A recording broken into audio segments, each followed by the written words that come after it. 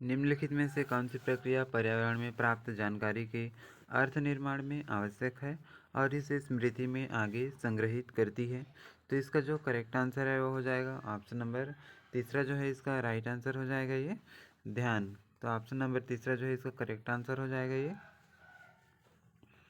Next question है अभिकथन ये है एक समावेशी कक्षा में सीखने के लक्ष्यों शैक्षिक रणनीतियों के साथ साथ मूल्यांकन में भी अनुकूलन किया जाना चाहिए।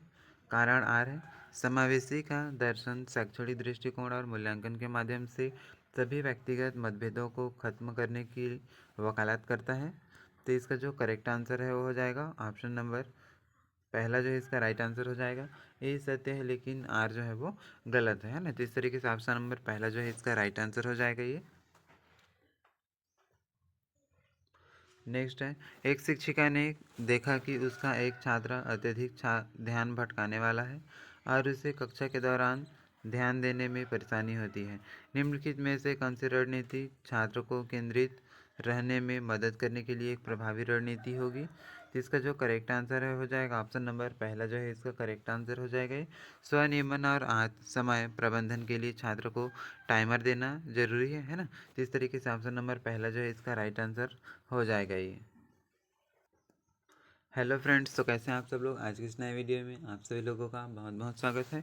आज के इस वीडियो में मैं आप सभी लोगों के लिए सीटेट दिसंबर 2024 के लिए सीडीपी में आप किस तरीके से 30 में 30 ला सकते हैं, इसको लेकर के मैं आज के इस वीडियो को आपके लिए बनाया हूं, जिससे आप सीडीपी में 30 में 30 स्कोर आप इसमें कर सकते हैं। इसी तरीके के पेपर जो है वो आपके बाल विकास में आने वाला है ना। इस वीडियो में लास्ट तक जरूर बने रहिए। सीडेट में आपको सीडीपी में 30 में 30 लाना है। तो पेपर वन और पेपर टू दोनों के लिए है।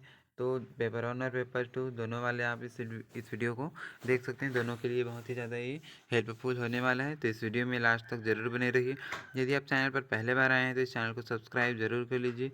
साथ ही साथ इस वीडियो को लाइक करके अपने सभी फ्रेंड्स के साथ शेयर जरूर करें, जिससे आपको इन्फॉर्मेशन मिल सके। इस चैनल पर डेली वीडियो अपलोड होते रहता है आपके सभी सब्जेक्ट के लिए, है ना। एमसीक्यू के माध्यम से आपको इस चैनल पर आपको तैयारी कराया जाता है। तो इस वीडियो को लाइक करें और साथ ही साथ इस चैनल को सब्सक्राइब जरूर कर लीजिए, जिससे इसी तरीके की नए नए वीडियो आपको डेली मिलता रहेगा। सभी सब्जेक्ट का वीडियो इसमें आपको मिलने वाला है। तो आज का हमारा फर्स्ट क्वेश्चन है एजर्सन और रीजन वाला। तो एजर्सन यहाँ पर दिया हुआ है अभिकथन स्कूली पाठ्यचर्या को शिक्षार्थियों के सांस्कृतिक ज्ञान को उचित स्थान और मूल्य देना चाहिए।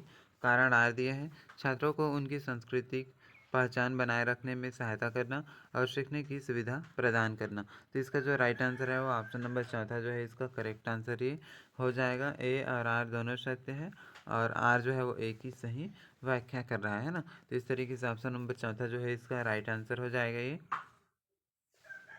नेक्स्ट क्वेश्चन है निम्नलिखित में से कौन सा कथन अधिगम के बारे में सही नहीं है? तो इसका जो करेक्ट आंसर है वो ऑप्शन नंबर तीसरा जो है इसका राइट आंसर ही हो जाएगा। एक प्रक्रिया के बजाय एक उत्पाद के रूप में सीखना, ये क्या है अधिगम के बारे में सही नहीं है, जबकि बाकी ये तीनों जो है वो सही है ना। तो पहला दूसरा चौथा सही है, लेकिन तीसरा जो है ये गलत है, इसलिए ऑप्शन नंबर तीसरा जो है इसका राइट आंसर हो जाएगा ये। नेक्स्ट क्वेश्चन है डिसलेक्सिया एक खाली स्थान स्थिति है जो शिक्षार्थी की खाली स्थान की क्षमता को प्रभावित करती है। तो इसका जो करेक्ट आंसर है ऑप्शन नंबर तीसरा जो है इसका राइट आंसर हो जाएगा ये तंत्रिका संबंधी ध्वनियों को प्रतीकों से जोड़ना। तो इस तरीके से ऑप्शन नंबर तीसरा जो है इसका राइट आंसर है हो जाएगा। नेक्स्ट क्वेश्चन है अभिकथन ए दिया हुआ है वास्तविक जीवन की समस्याओं और मूर्त अनुभवों से सीखना बच्चों को सीखने और जानकारी प्राप्त करने के लिए कई रास्ते देता है। कारण आर दिया है विकास अपेक्षाकृत सुव्यवस्थित और अनुक्रमिक है। तो इस तरीके से इसका राइट आंसर जो है ऑप्शन नंबर तीसरा जो है ये करेक्ट आंसर हो जाएगा। ए और आर दोनों सत्य है, लेकिन आर ए की सही व्याख्या नहीं करता है ना। तो इस तरीके से ऑप्शन नंबर तीसरा जो है चौथा क्वेश्चन का राइट आंसर हो जाएगा ये। नेक्स्ट है कोहलबर्ग के नैतिक विकास के सिद्धांत की कैरोल गिलिगन की आलोचना का केंद्रीय तर्क चारों ओर है। इसका जो राइट आंसर है ऑप्शन नंबर तीसरा जो है इसका राइट आंसर हो जाएगा। देखभाल की नैतिकता और नारीवादी परिप्रेक्ष्य, है ना, कोहलबर्ग के नैतिक विकास के सिद्धांत की कैरोल गिलिगन की आलोचना का केंद्रीय तर्क चारों ओर है, तो इसका राइट आंसर जो है वो ऑप्शन नंबर तीसरा जो है करेक्ट आंसर हो जाएगा। ये देखभाल की नैतिकता नारीवादी परिप्रेक्ष्य जो है इसका करेक्ट आंसर ये हो जाएगा। नेक्स्ट क्वेश्चन है, जीन पियाजे का मानना था कि ज्ञान है, तो इसका राइट आंसर जो है ऑप्शन नंबर तीसरा जो है इसका करेक्ट आंसर हो जाएगा। ये पर्यावरण से निष्क्रिय रूप से पारित होने के बजाय बच्चे द्वारा निर्मित होना, है ना, इस तरीके से बच्चे द्वारा निर्मित, तो ये इस तरीके से ऑप्शन नंबर तीसरा जो है इसका राइट आंसर ये हो जाएगा।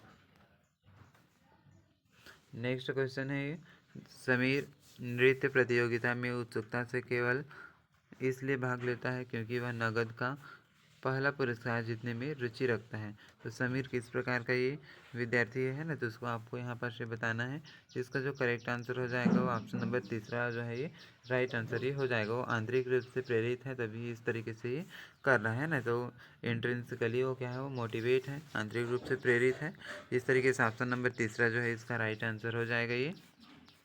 क्योंकि आप इसमें देख सकते हैं अचीवमेंट गोल ओरिएंटेशन के लिए उपलब्धि लक्ष्य उन्मुखीकरण के लिए।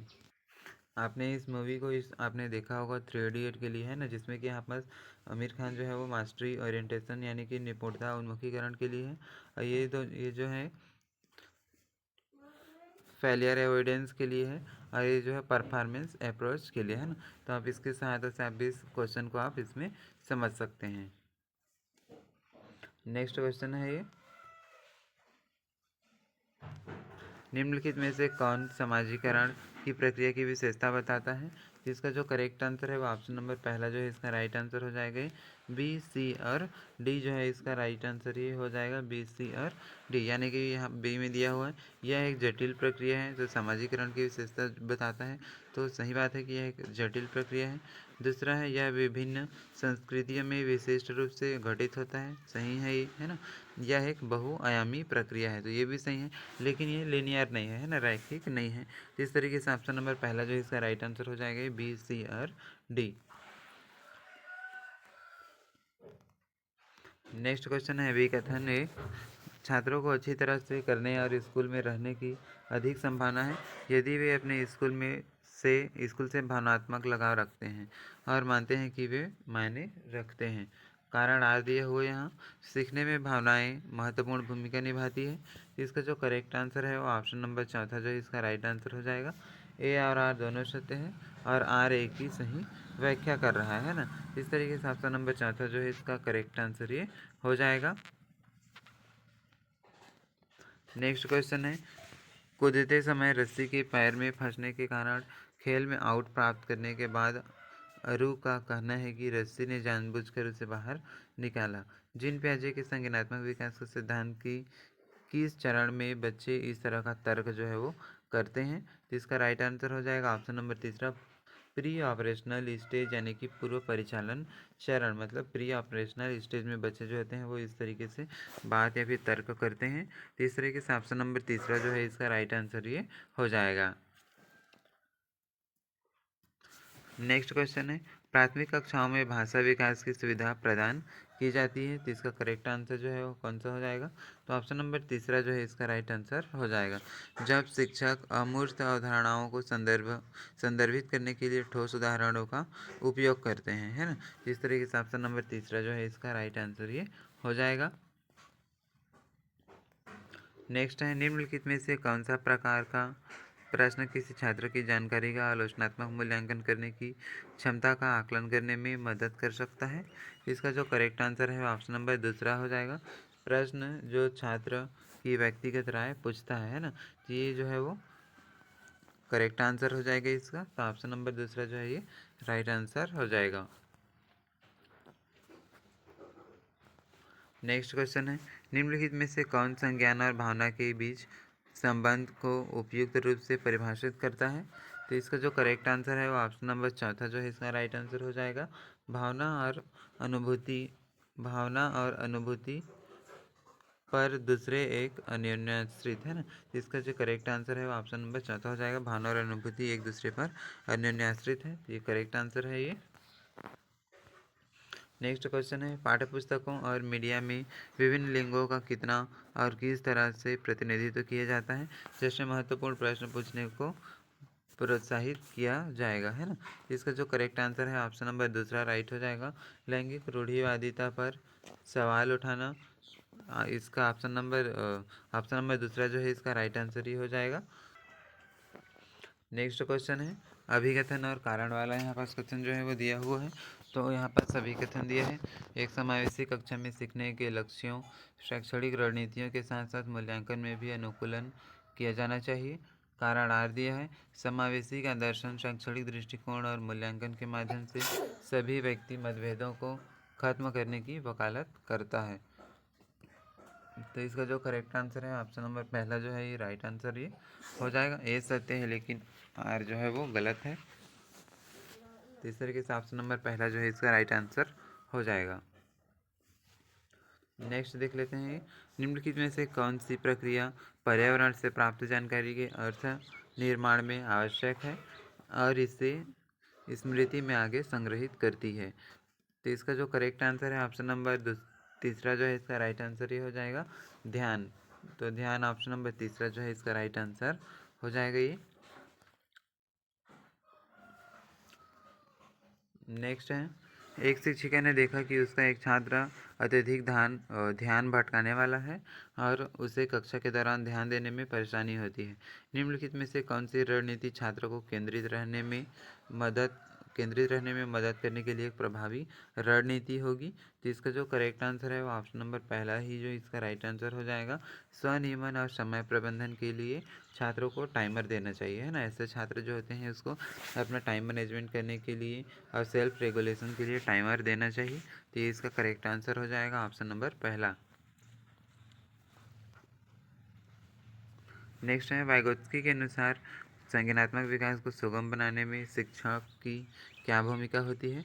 तो वाइगोत्स्की के अनुसार संज्ञानात्मक विकास को सुगम बनाने के लिए शिक्षक की क्या भूमिका होती है, क्या भूमिका इसमें निभाता है। इसका जो राइट आंसर है वो ऑप्शन नंबर चौथा जो इसका करेक्ट हो जाएगा, मचान के माध्यम से छात्रों के सीखने का मार्गदर्शन और समर्थन करना, है ना। इस तरीके से ऑप्शन नंबर चौथा जो है इसका राइट आंसर ये हो जाएगा। नेक्स्ट है, निम्नलिखित में से कौन समावेशी कक्षाओं का उदाहरण नहीं है। समावेशी कक्षाओं का कौन उदाहरण नहीं है। तो इसका राइट आंसर जो है ऑप्शन नंबर चौथा जो है इसका करेक्ट हो जाएगा, प्रतिस्पर्धी लोकाचार को प्रोत्साहित करना। तो ऑप्शन नंबर चौथा जो है इसका राइट आंसर हो जाएगा। नेक्स्ट क्वेश्चन देख लेते हैं, ये एक प्राथमिक विद्यालय का शिक्षक छात्रों को शैक्षणिक आत्म अवधारणा के विकास को दृढ़ता से प्रभावित कर सकता है। मतलब एक प्राथमिक विद्यालय का शिक्षक छात्रों को शैक्षणिक आत्म अवधारणा के विकास को दृढ़ता से प्रभावित कर सकता है।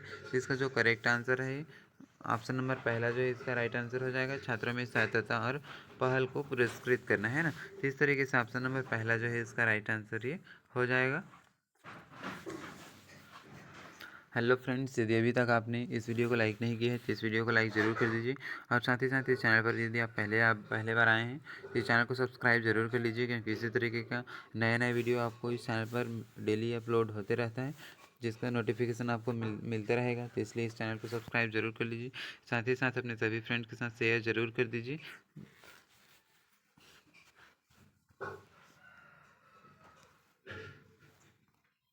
नेक्स्ट क्वेश्चन है, एक प्रगतिशील कक्षा मूल्यांकन में है। तो एक प्रगतिशील कक्षा मूल्यांकन में इनमें से कौन सा होता है। तो ये इसका राइट आंसर हो जाएगा, वो डायनेमिक होती है ना, गतिशील होता है। तो इस तरीके से ऑप्शन नंबर चौथा जो है इसका करेक्ट आंसर ही हो जाएगा, डायनेमिक या फिर गतिशील। नेक्स्ट क्वेश्चन है, शिक्षार्थी के बीच व्यक्तिगत विभिन्नताओं को दूर करने के लिए एक शिक्षक को क्या करना चाहिए। जिसका करेक्ट आंसर है ऑप्शन नंबर पहला हो जाएगा, मतभेदों को मानव विविधता की स्पष्ट विशेषता माने, है जो मतभेद है उसको मानव विविधता की स्पष्ट विशेषता माने। तो इस तरीके से ऑप्शन नंबर पहला जो है इसका करेक्ट आंसर ये हो जाएगा। नेक्स्ट क्वेश्चन है, निम्नलिखित में से कौन सा निपुण लक्ष्य अभिविन्यास का वर्णन करता है। जिसका जो करेक्ट आंसर है वो ऑप्शन नंबर चौथा जो है इसका राइट आंसर ही हो जाएगा, किसी कार्य के कौशल और समझ को बेहतर बनाने पर ध्यान दें, है ना। तो इसका राइट आंसर जो है ऑप्शन नंबर चौथा जो है करेक्ट आंसर हो जाएगा ये।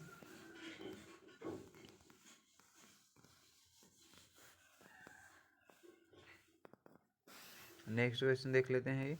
जिन प्याजे के अनुसार प्रतीकों के लिए प्रतीकों का उपयोग करने की क्षमता, जैसे कि एक्स अक्षर एक्स को एक अज्ञात अंक के लिए खड़ा करना और खाली स्थान के दौरान विकसित होता है और बच्चों को सीखने में सक्षम बनाता है, खाली स्थान, है ना। तो इसका राइट आंसर कौन सा हो जाएगा ये?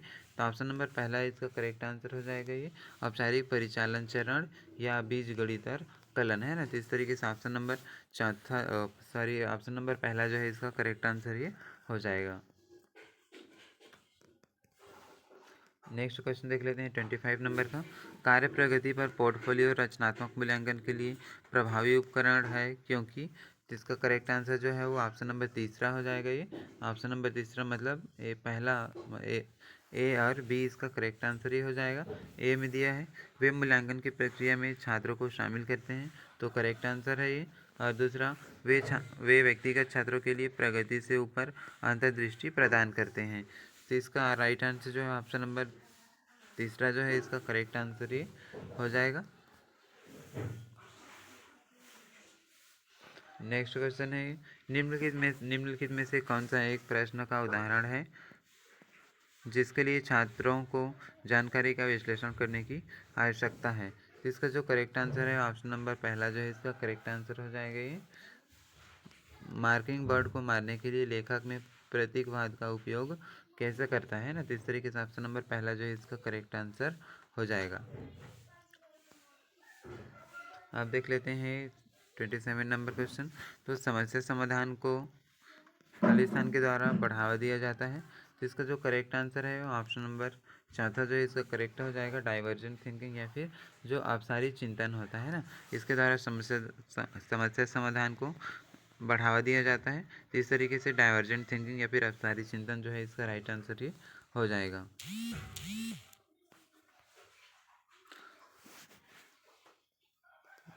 नेक्स्ट क्वेश्चन है निम्नलिखित में से कौन सा आंतरिक प्रेरणा का वर्णन करता है ना। जिसका राइट आंसर जो है कौन सा हो जाएगा?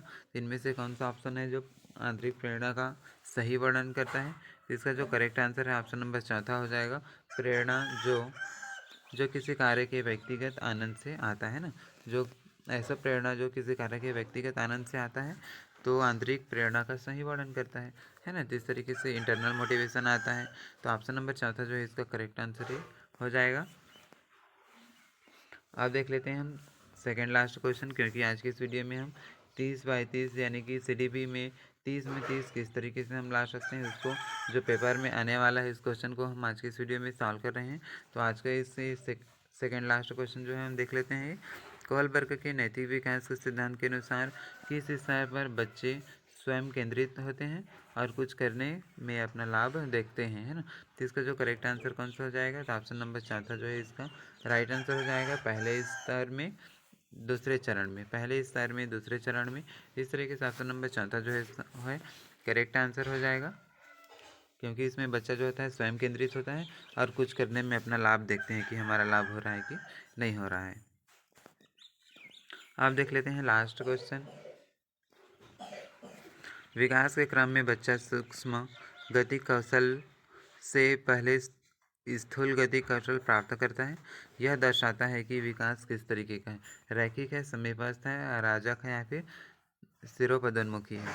इसका करेक्ट आंसर क्या हो जाएगा? कमेंट करके इसको ज़रूर बताएं। तो इस तरीके से आज के इस वीडियो में हमने CDP में पेपर 1 और पेपर 2 दोनों के लिए 30 में 30 आप किस तरीके से ला सकते हैं, इस टारगेट को लेकर के मैंने आज के इस वीडियो में आपको CDP में 30 MCQ क्वेश्चन सॉल्व करा दिए हैं। इसी तरीके के क्वेश्चन जो है वो आपके एग्जाम में आने वाले हैं। इनफैक्ट बोला जाए कि ये बहुत ही ज़्यादा मोस्ट इंपॉर्टेंट आज के जो सेशन था। तो इस वीडियो को यदि आपने बीच से रोक कर देखा है तो इस वीडियो को पूरा देख लीजिए, क्योंकि इसी तरीके के क्वेश्चन जो है वो सेम टू सेम आपके एग्जाम में 14 दिसंबर को आने वाला है। तो इस वीडियो को लाइक ज़रूर कर दीजिए यदि अभी तक लाइक नहीं किए हैं तो, और यदि आप इस चैनल पर पहले बार आए हैं तो इस चैनल को सब्सक्राइब जरूर कर लीजिए